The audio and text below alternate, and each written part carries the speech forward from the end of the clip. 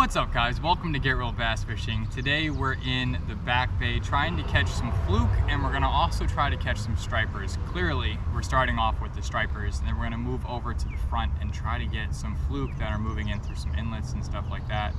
Just sitting on sand, going after sand eels. Usually we start seeing some sand eels around this time.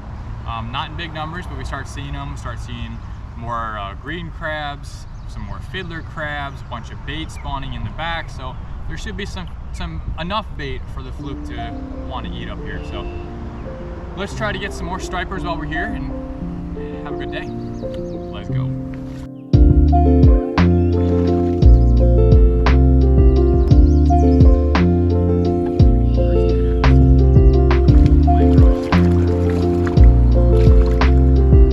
Well, that can't be a good thing. First cast fish. We'll see. Little tiny striper on a little 6 cents, 2.7 inch swim bait. And I love fishing those small stuff because you still catch big fish. However, we got a little guy this time. Mwah.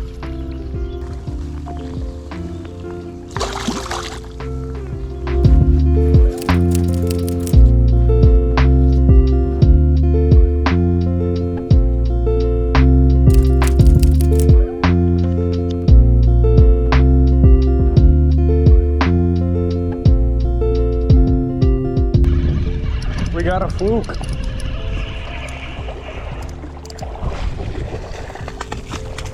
There we go.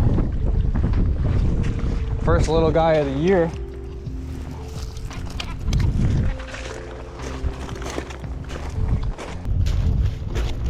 So he's nowhere near the new keeper size of 19 and a half. So we're gonna toss him back, but there we go. First fluke of the year. I think that was like the third cast. So that's good. Good stuff.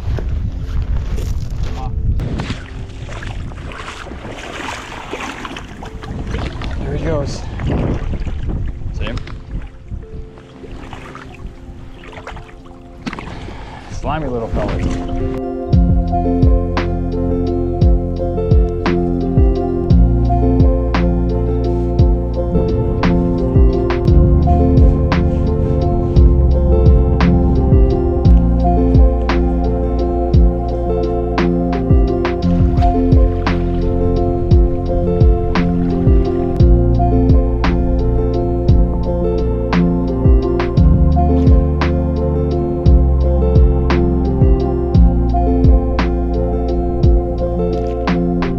Something that I kind of just took for granted for a while was actually these little fiddler crabs, because I made a video about these once, and turns out a lot of people that live on Long Island didn't even know that we had these.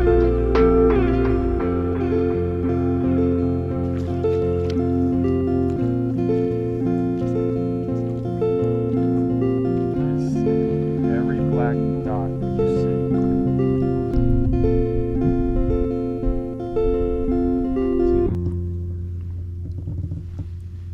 Bypass, you know, like we're always just bypassing all of these little guys. Like all of this vegetation that you see, all of these grasses are all supported by these dudes. Mussels, oysters, all of the mussels and oysters just sitting up there. Thousands of snails everywhere.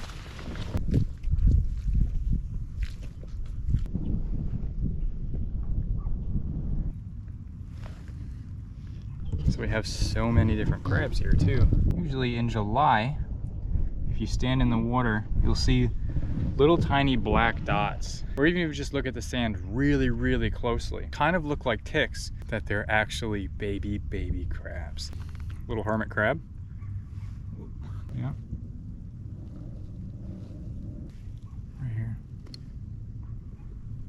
A lot of times, if you're looking for the green crabs, whether it's for like bait for blackfish or just looking for them in general, if you walk in the water and look down, you'll see the larger green crabs or Asian shore crabs.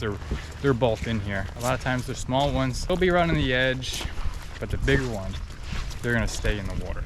This is what I meant by bigger crabs sit in the water. Look at that. Now that is a big green crab. check that out. Check out those claws. He wants to fight, boy. If you're ever looking for big crabs, don't just look on the shore, you'll find the smaller ones. If you walk in the water or on the water's edge, whatever it might be, look in, you're gonna find these big old bad boys. Big crab. Like a little darter or something in here. I wanna get a good look at him so I can go back in my book and see what he actually is. I'm not gonna lie, I think I just caught him. So I'm gonna look him up on in my book, but if any of you know what kind of fish this is, do comment down below.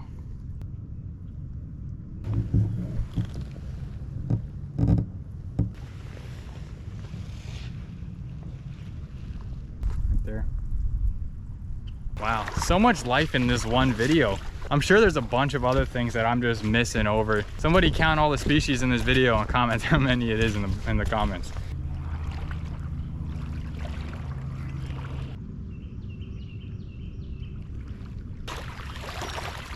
Pretty sure this little guy is a spider crab, if I'm not mistaken. You'll see a lot of these guys on the docks, crushed up. Nobody likes them, they steal bait. I don't care, whatever, it's a living creature. I'm not gonna throw it up on a dock or a beach and step on it. Just another crab that lives here.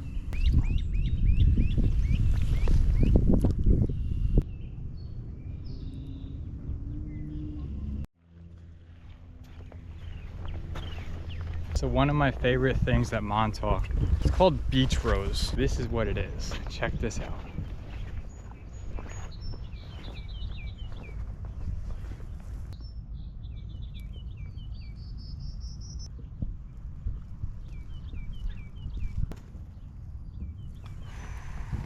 There is a scent that I wish every human could smell.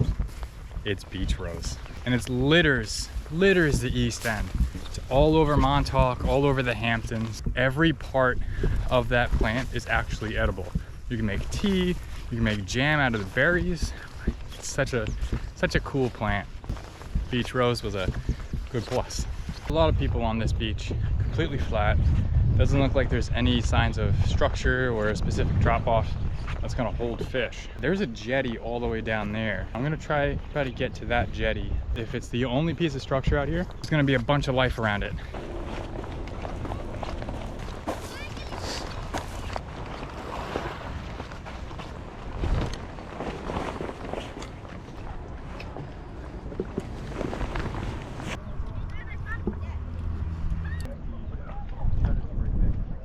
Like I said before, there is a lot of life around these jetties, around the rocks. There's bait fish all over the place. It looks like there are a bunch of earring, but then there's some bigger black ones that are kind of round. I'm not quite sure what they are. There's a bunch of like really thick black fish here too. It might be bergals, I'm not sure. Where there's bait fish, there's gonna be predatory fish if we can find them. We have the highest chance around structure where there's actually bait, as opposed to just fishing a random shoreline with no structure. I'm gonna do that. Jig head from 6th Sense. I'm gonna go look for that piece of clam. There it is.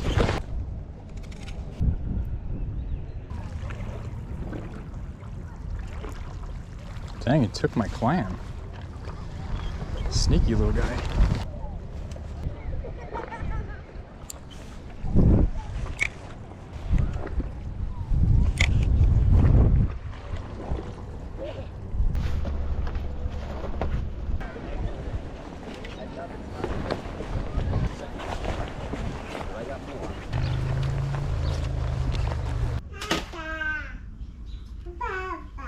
Hi, baby. Daddy, we were just having dinner. Look at all that dinner. Talking about squash. Look what I did to my rod. What? Why is it like this? How's that I ran it happen? over. You ran it over? I ran it over. Aw, Bob. I forgot it was on the side of my truck, and I ran it over. $350 rod. I mean, for running it over.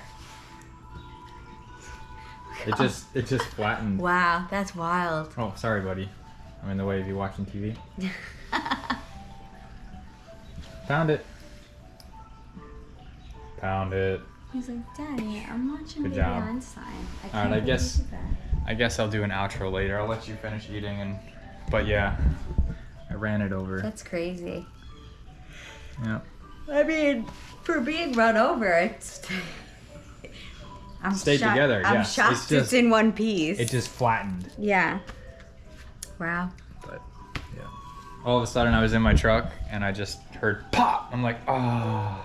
Like it sounded like a bottle popping. Yeah. And I was like, forgot it. That's wild. Say goodbye to everybody. Say bye.